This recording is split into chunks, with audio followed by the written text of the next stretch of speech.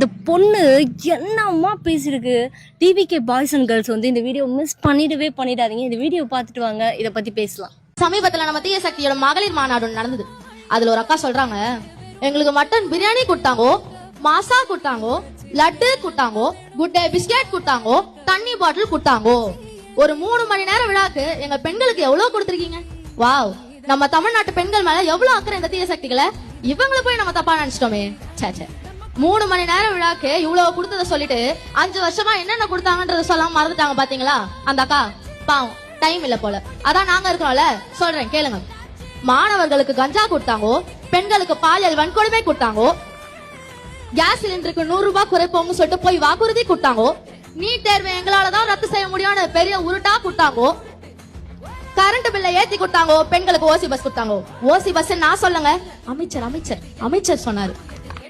2.5 லட்சம் கோடியா இருந்த தமிழ்நாட்டின் கடனை 9.5 லட்சம் கோடியாக உயர்த்தி மக்களுக்கு பெரிய ஷாக் கொடுத்தாங்கோ. கருப்பு சட்டை அணிந்து கொண்டு பூரண மதுவிலக்கு வேண்டும் என்று எதிர்கட்சியாக இருந்த போது சவுண்ட் கொடுத்தாங்கோ. என்னவோ பேசிருக்கு, வெறித்தனமா இருக்குங்க. இந்த வீடியோ பத்தி நீங்க என்ன நினைக்கிறீங்க அப்படின்னு சொல்லிட்டு கமெண்ட்ல சொல்லுங்க.